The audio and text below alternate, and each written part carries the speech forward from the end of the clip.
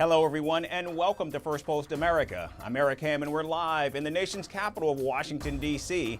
And over the next few minutes, we'll take you from the United States and around the world, covering all the top stories of the day. But before that, here's a look at the latest headlines. President Donald Trump signs an executive order to build an Iron Dome air defense system in the United States to protect against missile threats. Israel eliminates more than 15 Palestinians and arrests 40 others during a major raid in the West Bank city of Jenin. The Israeli military also seizes explosive devices planted beneath roads during the operation. Iran acquires fighter jets from Russia to bolster its military capabilities. The latest arms transfer between Tehran and Moscow comes amid Western concerns about their growing strategic partnership. 4 more South African soldiers die in the Eastern Democratic Republic of Congo while fighting against the M23 armed group. This after 9 were killed just last week. And OpenAI CEO Sam Altman applauds the debut of China's latest artificial intelligence model, DeepSeek. The low-cost AI model has already rattled America's tech stocks and global markets.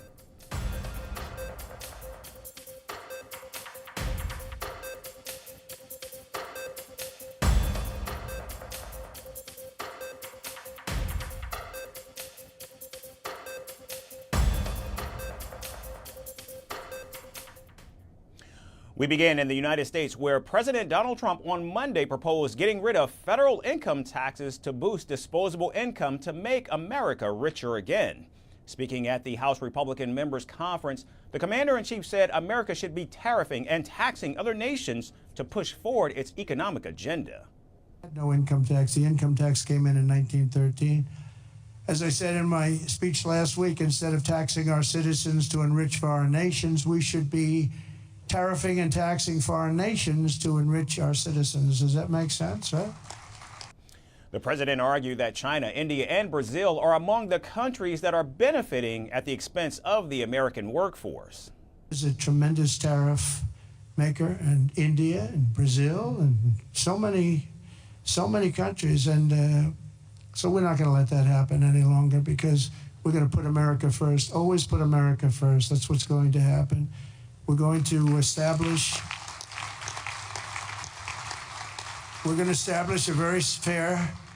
a very fair system where money is going to come into our coffers, and America is going to be very rich again, and it's going to happen very quickly. It's time for the United States to return to the system that made us richer and more powerful than ever before. Donald Trump also asserted that the United States was the wealthiest between the years of 1870 and 1913 because of a tariff-based economic system. He went on to highlight that America generated enormous revenue through import duties during these years. The Congress introduced the Revenue Act in 1913, which the president suggested harmed American citizens. States in 1870 to 1913, all tariffs, and that was the richest period in the history of the United States, relatively speaking. In other words, relatively. And they set up the Great Tariff Commission of 1887. And this commission had one function: what to do with all the money that we took in. It was so enormous that they had no idea. It was a blue ribbon committee. It was set up 1887. And what to do with all of the money that we had. And again, Teddy Roosevelt was a beneficiary, because when McKinley was killed, he took over this vast sum of money, and he did all of those national parks and all of the other things. And I'm not knocking him, but he was given a vast amount of money. Now, Trump's remarks came days after he advocated for no tax on tips, a campaign promise he made while courting the tip-heavy hospitality industry. Speaking in Las Vegas, the commander-in-chief said he's working on a bill to cut taxes for service workers, their families, and small businesses. In the coming weeks, I'll be working with Congress to get a bill on my desk that cuts taxes for workers, families, small businesses, and very importantly, keeps my promise for a thing called, and I know you didn't hear anything about this, and I'm sure it had no influence on the state, the fact that we won this crazy, massive majority, the state that hadn't been won by a Republican in decades. but I'm sure you haven't heard, but we're going to get it for you. No tax on tips. No tax on tips.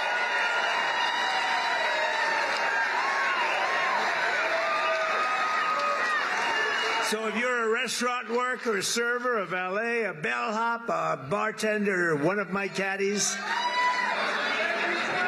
I go through caddies like candy. If I play badly, I always blame my caddy. Or any other worker who relies on tipped income, your tips will be 100% yours. Won't that be nice? Now, while Donald Trump continues to push for a massive income tax overhaul, analysts say his plans for import tariffs and tax cuts could lead to new inflationary pressures and rising interest rates. Donald Trump's proposal could also face opposition in Congress, which might raise concerns of execution challenges and increased deficits. And staying in the United States, the Texas Department of Public Safety has confirmed that Border Patrol agents were fired upon from the Mexican side of the border just yesterday. No agents were wounded, but the scene remains an active criminal site. The incident happened at Fronten Island in Texas, which sits within the Rio Grande River at the southern border. The Texas officials say they've credible information implicating the shots were in fact fired by members of the Mexican drug cartels. Now, following the shooting, the Pentagon has announced that it will deploy thousands of troops from the Marine Corps at the southern border. In fact, currently around 2,000 Marines are on site and are assisting Border Patrol agents in constructing and reinforcing the fencing. The elite soldiers who were once part of America's war on terrorism are now wielding metal beams and barbed wire into the border wall. Meanwhile, the Pentagon released footage of illegal migrants being loaded onto U.S. Air Force cargo planes to be deported from Texas to their respective countries. We were waiting for the CBP-1 appointments, but now we're all left with our hands tied as Trump says stay in Mexico. I'm here because my husband was killed in Ecuador. I have evidence, complaints, videos of how they killed my husband. They also killed the father of my grandchildren, who are also here. I'm here with my children and grandchildren, and our dream is to reach the United States.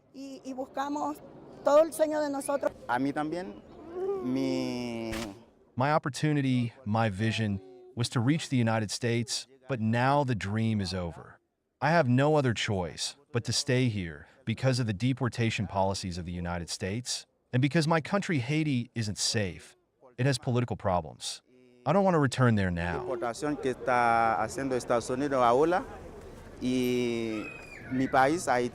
Meanwhile, President Donald Trump said he will ask Congress for more money to carry out his plan of mass deportations. The illegal alien criminals, we're detaining them and we are throwing them the hell out of our country. We have no apologies and we're moving forward very fast. They're very dangerous people. And as you saw yesterday, we've made it clear to every country that they will be taking back our people that we're sending out, the criminals, that the illegal aliens coming from their countries. We're taking them back, and they're going to take them back fast. And if they don't, they'll pay a very high economic price, and we're going to immediately install massive tariffs. And now with President Trump deploying the Marines and the U.S. Air Force as part of his national emergency at the southern border, it will be the American taxpayers who will continue to foot the bill for the mobilization and deployment of troops needed for the president's planned deportations. And staying on the topic of migration, in an emotional video, singer Selena Gomez broke down as she expressed her anguish over the latest immigration crackdown under President Donald Trump. The 32-year-old singer and actor posted a tearful video on Instagram, visibly distraught, as she spoke out against the treatment of asylum seekers, particularly children. Her raw plea, fueled by a sense of helplessness and compassion, quickly caught the attention of millions of followers, drawing both heartfelt support and sharp criticism. Our next report has more. In a heartfelt and tearful video posted on January 27th, singer and actress Selena Gomez brought attention to the human toll of U.S. President Donald Trump's recent immigration crackdown. The 32-year-old star shared an emotional clip on Instagram expressing her despair over the treatment of migrants, especially children. However, the post was deleted just hours later, sparking both widespread support and a flurry of criticism. The video was accompanied by a caption that simply read, "I'm sorry," with a Mexican flag emoji. Gomez's video showed her visibly distraught as she lamented, "All my people are getting attacked, the children. I don't understand. I'm so sorry. I wish I could do something, but I can't." The artist further added that she doesn't know what to do. She stated that she would try everything she promised. Gomez's vulnerability resonated with many of her fans, but it also drew backlash. It prompted the Emilia Perez star to issue a follow-up statement on Instagram. It read, and I quote, "Apparently, it's not okay to show empathy for people." This isn't the first time Gomez has spoken out on immigration issues. A long-standing advocate for immigrant rights, she produced the 2019 Netflix docuseries Living Undocumented. It shed light on the challenges faced by undocumented families in the United States. In the same year, she also wrote an op-ed for a magazine sharing her own family's immigration story. She revealed that her aunt was the first to cross the US-Mexico border in the 1970s. Her aunt was followed by her grandparents. The singer credited their bravery for the opportunities she enjoys today. The singer's emotional post came on the heels of the Immigration and Customs Enforcement's nationwide crackdown, which has resulted in over 900 arrests over a 3-day period, the largest operation since US President Trump resumed office on January 20th. The White House press secretary Caroline Leavitt announced on X that deportation flights have begun taking off. She stated that President Trump is sending a strong and clear message to the entire world, that if someone enters the United States illegally, they will face severe consequences. Mexican President Claudia Sheinbaum confirmed on January 27th that more than 4,000 migrants, primarily Mexican nationals, had already been deported back to Mexico. Meanwhile, the Trump administration is reportedly working on an asylum agreement with El Salvador to deport migrants who aren't from the Central African country back there. Whether or not her critics agree with Selena Gomez's stance, the singer's platform has amplified a critical conversation about the human cost of immigration enforcement. In an era where policies can feel detached from their real-world impact, her message is a sobering call for compassion in the face of division. And staying in the United States, Bill Gates has blasted fellow tech billionaire Elon Musk for his involvement in politics of other countries, including the United Kingdom and Germany. In an interview with The Times, the Microsoft co-founder said Musk's ability to destabilize politics in foreign nations is insane. Gates added he was unable to understand why Elon Musk, who has numerous billion-dollar ventures, is busy meddling in the internal affairs of other nations. It's really insane that he can destabilize the political situations in countries. I think in the US, foreigners aren't allowed to give money. Other countries maybe should adopt safeguards to make sure super-rich foreigners aren't distorting their elections. It's difficult to understand why someone who has a car factory in both China and in Germany, whose rocket business is ultra-dependent on relationships with sovereign nations, and who is busy cutting $2 trillion in U.S. government expenses and running 5 companies, is obsessing about this grooming story in the UK. I'm like, what? Now, Musk in recent weeks has launched a barrage of attacks on British politicians, including Prime Minister Keir Starmer, for covering up a rape scandal. And now Britain is considering an online safety law that would restrict some of the tech mogul's businesses, including the social media platform X. Earlier this month, the Tesla CEO also went after Britain's right-wing Reform Party leader, Nigel Farage, and instead celebrated anti-Islam activist Tommy Robinson. Musk has also voiced his support for Germany's far-right anti-immigrant AfD party and its chancellor candidate, Alice Weidel. And just last week, he sparked controversy at President Donald Trump's inaugural event after making an apparent Nazi-style salute. You want to promote the right wing, but say Nigel Farage is not right-wing enough. I mean, this is insane shit. You are for the AfD in Germany.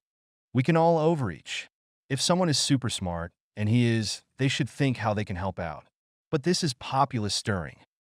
Now, Musk has also been critical of Gates in the past, accusing him of funding German publication Der Spiegel. In fact, last October, the magazine drew a parallel between Musk and Alfred Hugenberg, a Nazi-era media mogul who ended up joining Hitler's cabinet.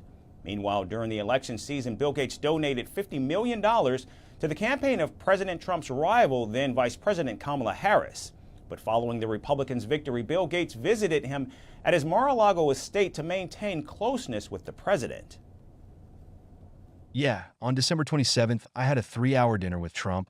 It was quite an engaging conversation where he listened to me talk about HIV and the need to stay generous and to innovate to get a cure.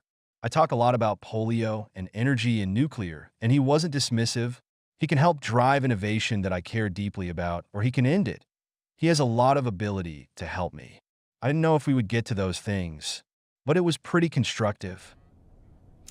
Now, as Bill Gates continues to register his opposition to Musk's rising influence, it remains to be seen how Donald Trump will perceive the criticism of his extremely close ally.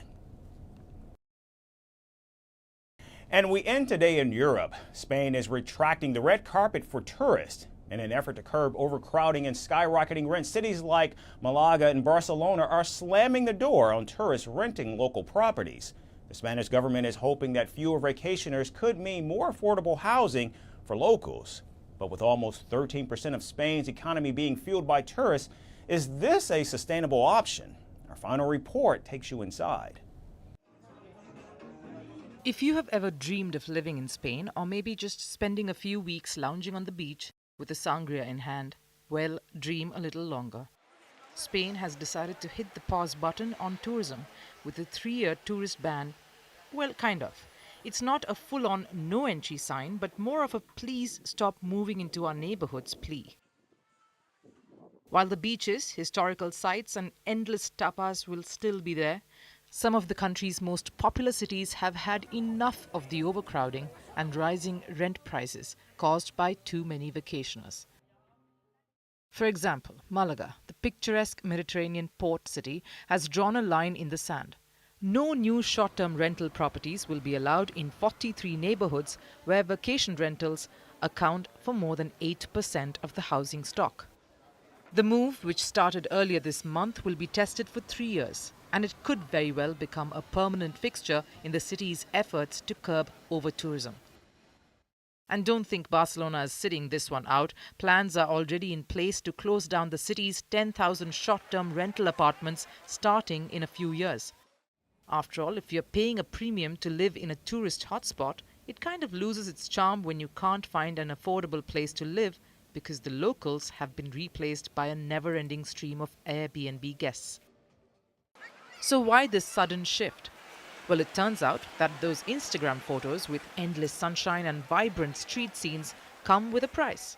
Crowded streets, bursting water supplies, and most critically, sky-high rent prices. Spaniards are starting to grumble about their once charming neighborhoods being taken over by tourists. And who can really blame them?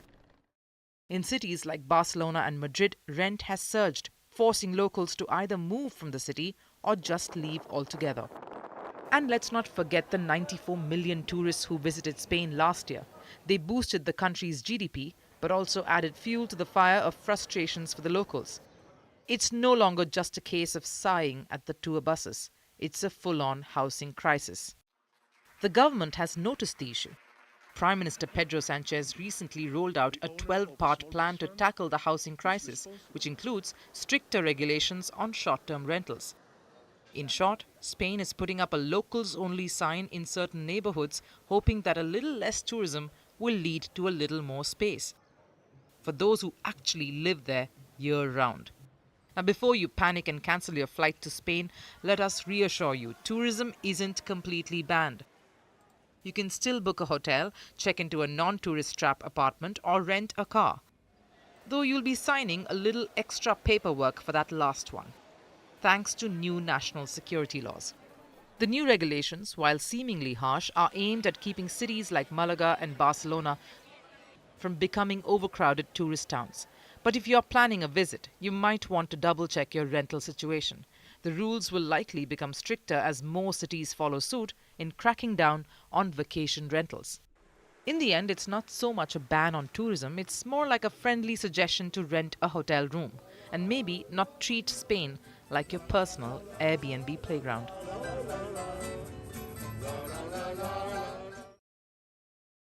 That's First Post America for this Tuesday. I'm Eric Ham signing off from Washington. Thanks again, everyone, for watching.